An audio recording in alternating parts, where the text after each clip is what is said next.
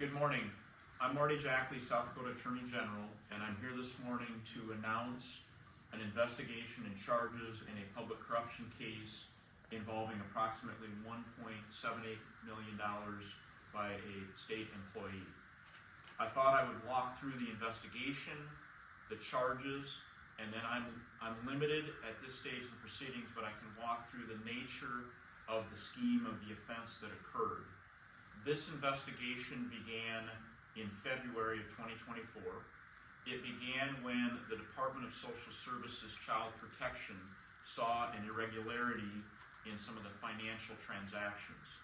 The governor's office, and the governor specifically to me, cooperated and informed us immediately.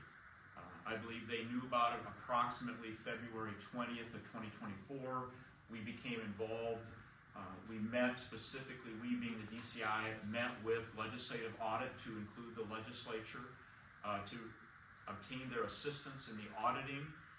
They began a request for a special audit report on February 27th, 2024, so this happened very rapidly. The process was stalled a little bit based upon record retention policies of both the state of South Dakota as well as a particular bank we were working with. So there were limitations of what the legislature and the legislative audit could do. The DCI was able to work through the records of various banks, personal records of the alleged defendant, as well as records within the Department of Social Services, again, with their cooperation. We've reached a point in the investigation where we were prepared, based upon our findings and our belief of what had occurred, to bring charges. An indictment was issued on Monday charging 2 counts of the state employee. Lana Carroll is her name. She's 68 years old. She was employed with the Department of Social Services up until March of 2023. Count 1 charges grand theft. It is a Class 2 felony, which carries a maximum penalty of 25 years. It is from the time frame of July 1, 2013 until the employee left March of 2023. The reason it's that time frame is because the law changed in 2013, July 1 of 2013. So count 2 deals with that law change. That particular count, count 2, is a Class 3 felony or 15-year felony. Class 1 deals with theft of over $500,000. The law changed. Count 2 deals with theft of over $100,000.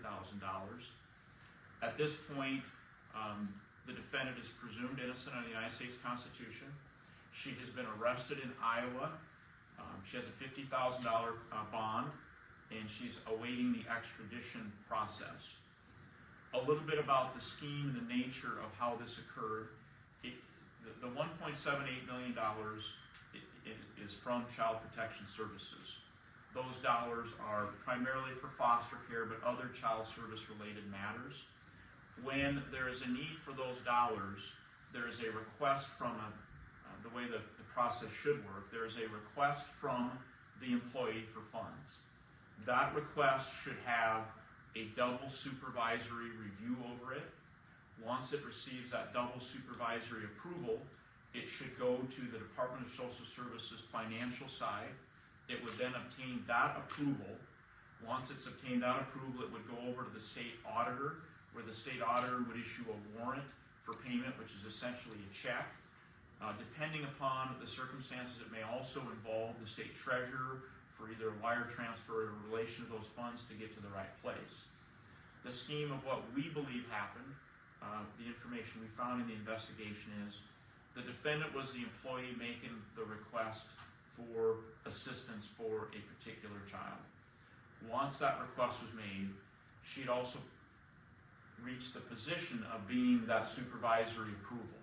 So she was the requesting person and the supervisory approval. It then went over to the Department of Social Services Financial. They then approved all the transactions.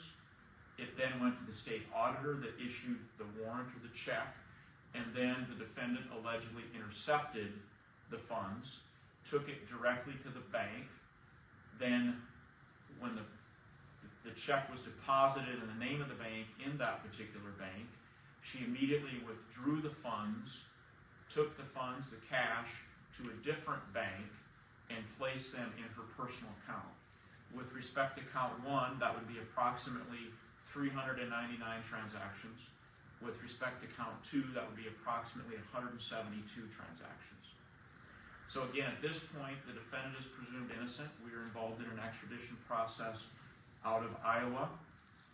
I would close by stating, as Attorney General, the citizens and taxpayers of South Dakota expect government agencies and employees to safeguard their dollars. And based upon my review and our investigation, we believe that has not occurred.